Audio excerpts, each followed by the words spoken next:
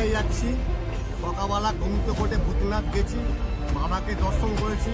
চিন্তা করলাম বাবাকে আগেই দর্শন করা দরকার, তারপরে মাকে দর্শন করা দরকার। কিন্তু নয়, মা বাবা দুটোই সমান। আমরা প্রতি ছেলে মেয়ে, তাই আশা করি আমাদের মা বাবা দুজন আমাদের আর আপনারাও ভালো থাকবেন। জয় তারা, জয় তারা।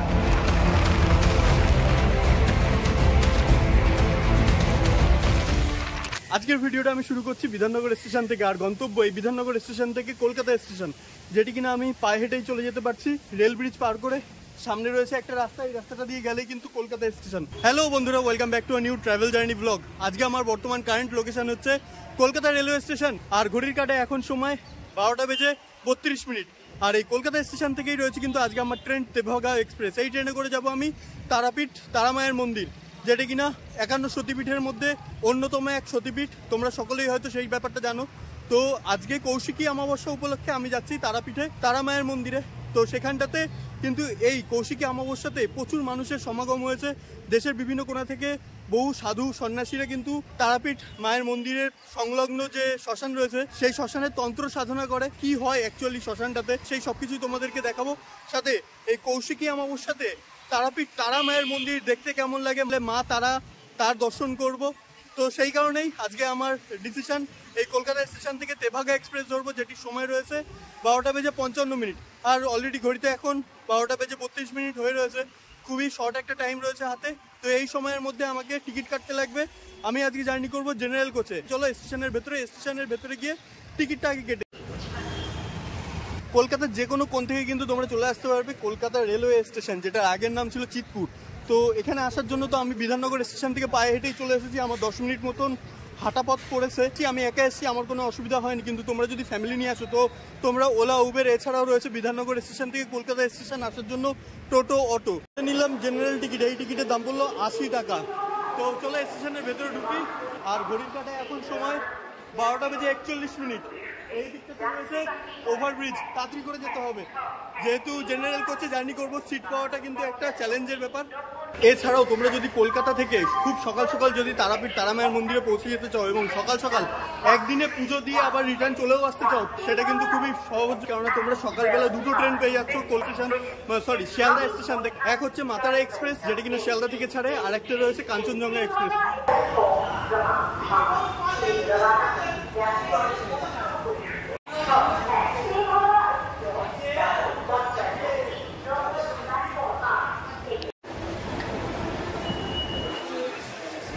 পৌঁছে গেছি 5 নম্বর প্ল্যাটফর্মে। এবার যেতে হবে ঝটপট সামনের দিকে, কেননা দুটো জেনারেল কোচ রয়েছে সামনের দিকে। তেভাগা এক্সপ্রেস, যার নাম্বার হচ্ছে 13-161। আর আজকে আমাদের এই ট্রেনের লোকোমোটিভ হচ্ছে WAG9। বন্ধুরা, জেনারেল কোচের বাইরের অবস্থা, প্রচুর প্যাসেঞ্জার এখনো পর্যন্ত বাইরেই রয়েছে। ট্রেন যখন ছাড়বে আর এই প্যাসেঞ্জারগুলো যখন ট্রেনের মধ্যে উঠবে, তখন বুঝতেই পারছো কি লেভেলের একটা হালাত হবে। স্টেশনে এরকম ভিড়, মায়ের মন্দিরে কিরকম হতে পারে জাস্ট একবার ইমাজিন করে দেখো। সময় 12:55। আমাদের ট্রেন ছেড়ে দিল কলকাতা স্টেশন থেকে তারাপীঠ তারামায়ের মন্দিরের উদ্দেশ্যে। তো আজকে কৌশিকী অমাবস্যা, সেই উপলক্ষে কিন্তু প্রচুর মানুষ এই ট্রেনে করে সফর করছে। গন্তব্য তাদের একটাই, তারাপীঠ তারামায়ের মন্দির। এই ট্রেনটা যখন রামপুরহাট গিয়ে পৌঁছাবে, তখন তোমাদেরকে আমি এই ট্রেনের ক্রেজ, মানে কত মানুষ এই ট্রেনে রামপুর পাহাড় পর্যন্ত যাচ্ছে, সেটা তোমাদেরকে দেখাবো। সাময়িক কিছু মুহূর্তের জন্য টাটা জানাই কলকাতা শহরকে। সবারই এখন মনে মনে একটাই চিন্তা, এই জার্নিটা যেন শুভ হয়। কেননা ইদানিং ইন্ডিয়ান রেল যা ভোগান্তিতে ভুগছে, সেই রকম ভোগান্তিতে আমরা অন্তত ভুগতে চাই না।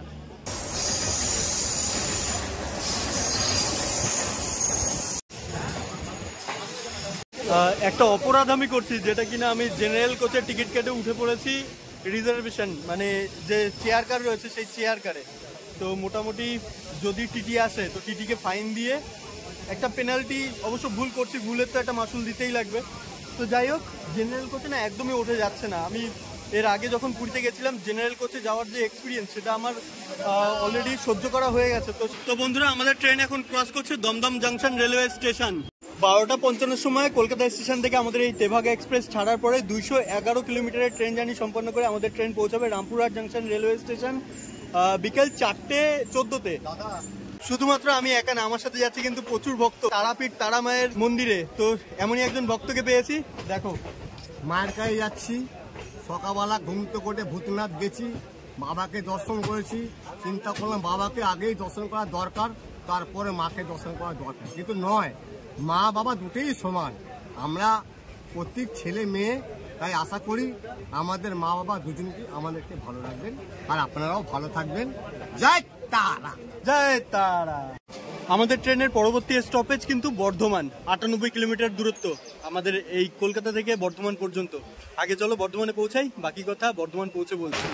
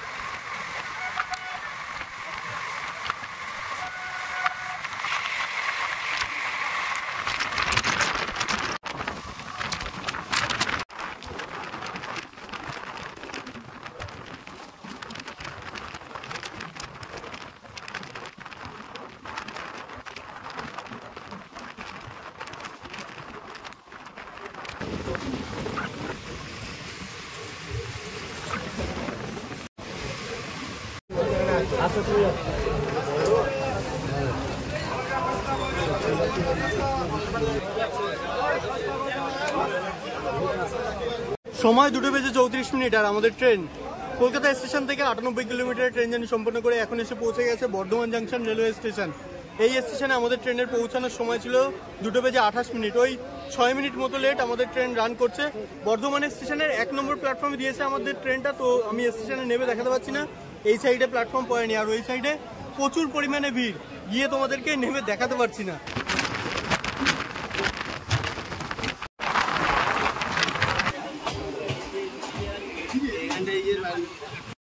সময় 3:21। কলকাতা থেকে 150 কিলোমিটার জার্নি সম্পন্ন করে আমাদের ট্রেন এখন এসে পৌঁছে গেছে বোলপুর শান্তিনিকেতন স্টেশন। আর এই স্টেশনে আমাদের ট্রেনের পৌঁছানোর সময় ছিল 3:15, বাট আমাদের ট্রেন ওই 6 মিনিট মতো লেটেই চলছে। বাকি এই ট্রেনের পরের স্টপেজই কিন্তু রামপুরহাট। চলো একবারে রামপুরহাটে গিয়ে তোমাদের সাথে আবার কথা হচ্ছে।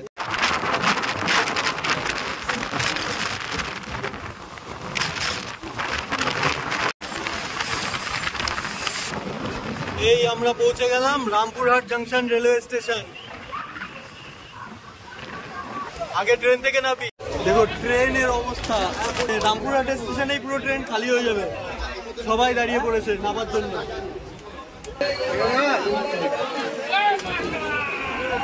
তো অবশেষে পৌঁছে গেছি রামপুরহাট জাংশন রেলওয়ে স্টেশন। খালি ভিড়টা দেখো স্টেশনের ভেতরে, দেখো দেখো কি পরিমাণে মানুষ এই ট্রেনটাতে এসেছিল। আর সবাই কিন্তু মোটামুটি ট্রেন থেকে নেমে গেছে। বন্ধুরা, যেই ট্রেনে করে এলাম এই তেভাগা এক্সপ্রেস, সেটি কিন্তু এখন ছেড়ে দিল রামপুরহাট জাংশন রেলওয়ে স্টেশন থেকে। আর এই ট্রেনটি যাচ্ছে কিন্তু বালুরঘাট পর্যন্ত। তো তোমরা যারা বালুরঘাট যেতে চাও, এই ট্রেনটা কিন্তু খুব ভালো।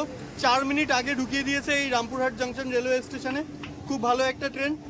আর বাকি চলো এখন যাই স্টেশনের বাইরে, স্টেশনের বাইরে দেখি কিরকম পরিস্থিতি।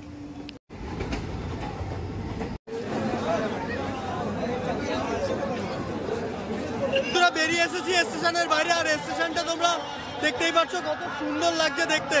এখানটাতে এত পরিমাণে আওয়াজ হচ্ছে, মানে মাইকিং হচ্ছে। স্টেশনের সামনে কিন্তু প্রচুর মানুষ আছে যারা ভান্ডারা দিচ্ছে।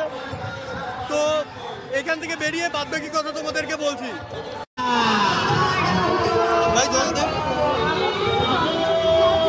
স্টেশন থেকে বাইরে বেরিয়েছে তোমরা, এই যে রামপুরহাট স্টেশনের যে নেমবোর্ড আছে, এই নেমবোর্ডের এখান থেকে পেয়ে যাবে কিন্তু অটো বা টোটো। মাত্র 40 টাকা কি 50 টাকার বিনিময়ে তোমাদেরকে পৌঁছাতে তারাপীঠ মন্দির। চলো একবারে মন্দিরে গিয়ে তোমাদের সাথে আবার কথা হচ্ছে। সময় 4:58।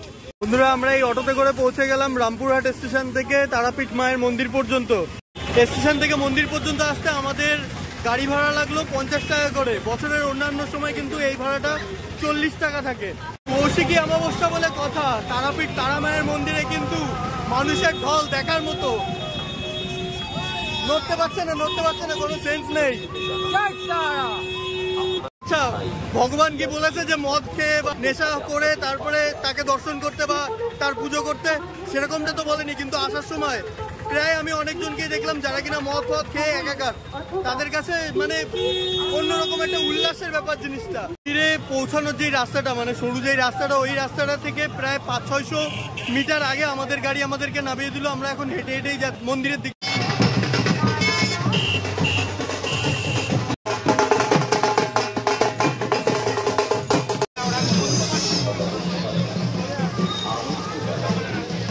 বন্ধুরা আমরা কিন্তু পৌঁছে গেছি মা তারার যে সরণি, এই রাস্তাটা কিন্তু সোজা চলে যাচ্ছে মন্দিরের সামনে।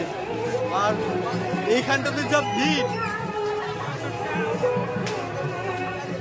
মানে লিটারালি সামনে পেছনে পুরো চারিদিকে মানুষের সমাগমে ভরা। তো এরকমই আজকের দিনটায় হয়ে থাকে, এই প্রথমবার আমি দেখছি। তো চলো আগে যাবো শ্মশানের দিকে, শ্মশানে কি হচ্ছে সেটা আগে দেখবো, তারপরে যাবো মায়ের মন্দিরের উদ্দেশ্যে। প্রচুর মানুষ কিন্তু এখানটাতে বসে আছে এই তারাপীঠের মহা শ্মশানের সামনে। আর এখানটাতে দেখতেই পাচ্ছ সামনেই রয়েছে সাধক বামাখ্যাপার মন্দির। তো আমি জুতো খুলে নিয়েছি, এখন যাচ্ছি নিচের দিকে।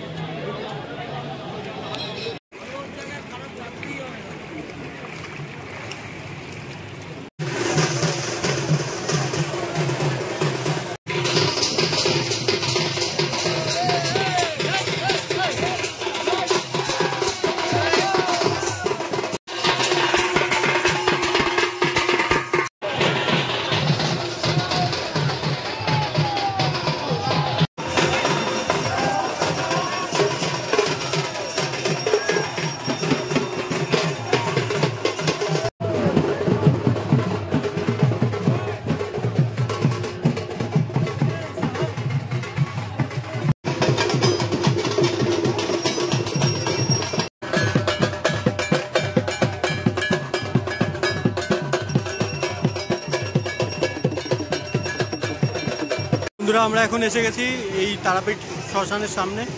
আর এখানটাতে কিন্তু প্রচুর তন্ত্র সাধক, তারা এখানটাতে যজ্ঞ করছেন।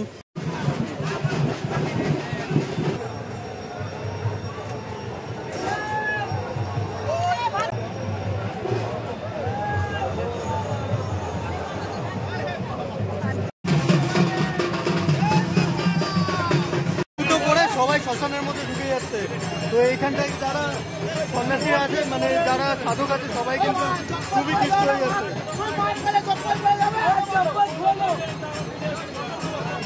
জুতো বুতো পরে এগুলো এরা পূর্ণ করতে এসছে না পাপ পুরোতে এসছে কে জানে।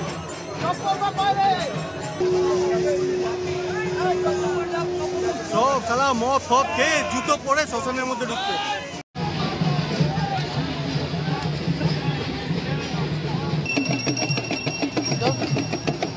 যাবা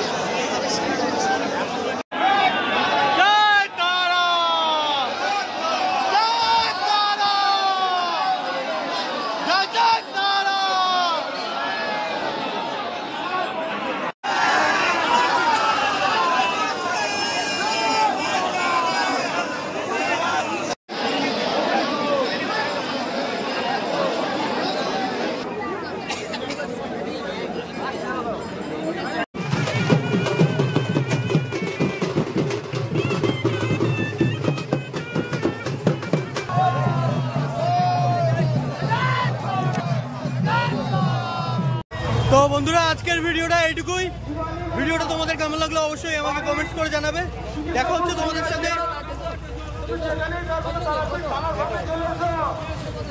হচ্ছে তোমাদের সাথে পরবর্তী কোনো একটা ভিডিওতে। ততক্ষণের জন্য ভালো থেকো, সুস্থ থেকো, টাটা।